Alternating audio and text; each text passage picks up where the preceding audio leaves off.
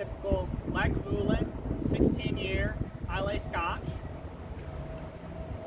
And here we have a 1998 Volvo V70R.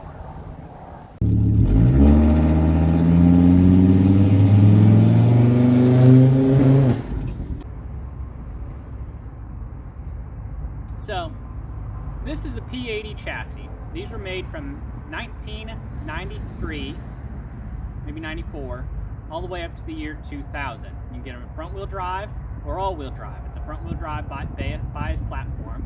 And you can get them with a 2.4-liter non-turbo, 2.4-liter turbo, or a 2.3-liter high-pressure turbo motor. The T5s and the Rs got the 2.3-liter high-pressure turbo model. That's what this one has, although it's not stock anymore. These, from the factory produced, the T5's got about 240 horsepower, where the R's got a very modest bump to 250 horsepower.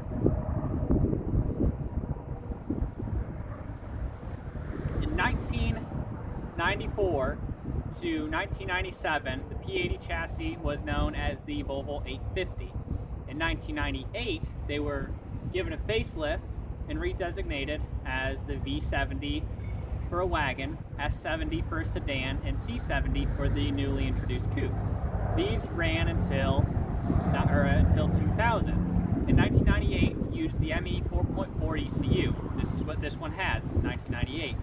In 1999, they went to the CAN bus system with the ME7 ECU. And then in 1997 and older, they had the ME 4.3 ECU. If you're wanting to do tuning mods on your own, the ideal car you want is an ME 4.4 ECU. For beginners, it is the easiest one to fiddle around with. And that's speaking from my very, very limited experience, because that's the exact program or tuning software that I use for this. I'll post a link below for the ME 4.4 wiki page, whoever is curious to figure out how to blow up their cars on their own. This is a far cry from where Volvo originally stood, or where the Volvo originally sold these vehicles. Let's take a look. Now, one of the first things you're going to notice is the massive intercooler that I hammered into this little area.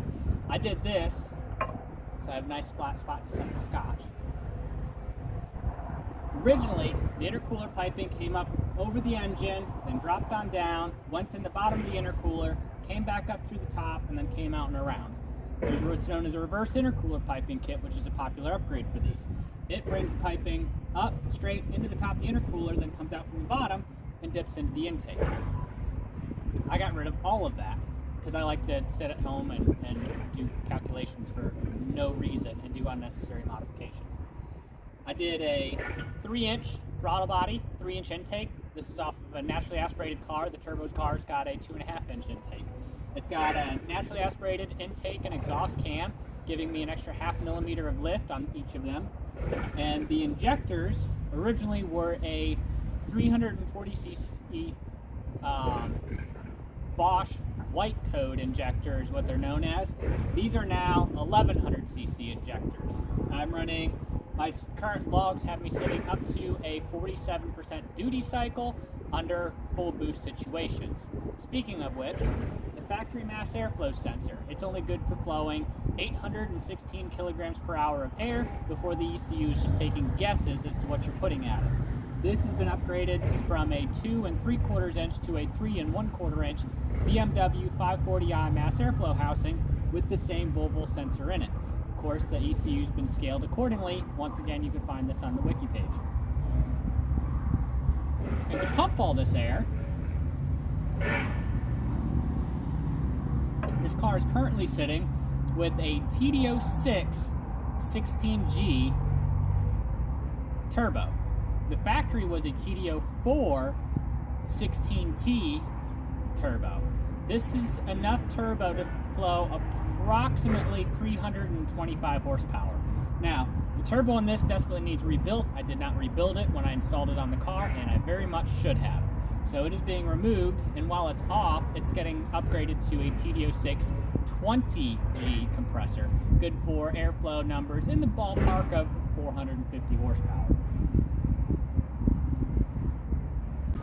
This dumpster fire is shod with Nitto NT05 200 treadwear summer performance tires, wrapped around a set of factory BBS two-piece wheels. These are off of a newer model C70. They're set 17 inches in diameter. The tires are 225s. That's about as wide as you want on this chassis. They already have an atrocious turning radius. Pretty much any wider, you're going to have issues with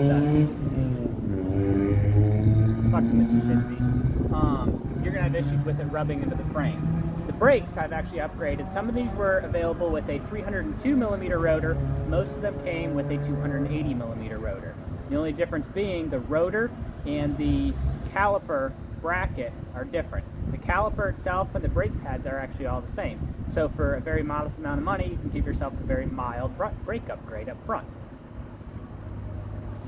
This has also been lowered, before I forget, on TA Technics coilovers up front, which are steaming garbage, and so they're going to get removed, while the back has been lowered with drop bolts, but it keeps the same Nevomat self-leveling suspension system. In the rear, once again, this is all-wheel drive, so we have to maintain the same tire size all the way around, but the brake upgrade that I was able to do in the rear, that's for the most part pretty bolt-on.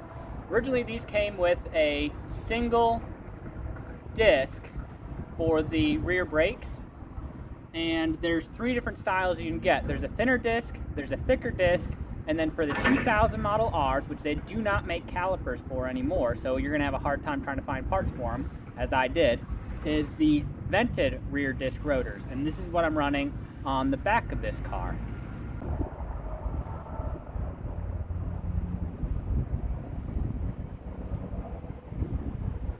So this car needs a ton of work.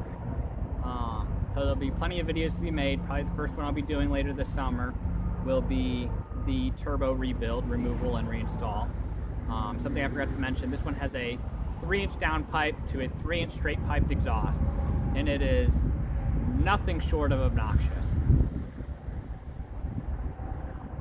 But it's not my daily driver, so right now I really don't care. Later on we'll be gutting the interior, eventually ideally adding a cage, and putting in or doing as much weight reduction as we possibly can, which is not going to be much. These things are 3,800 pound behemoths.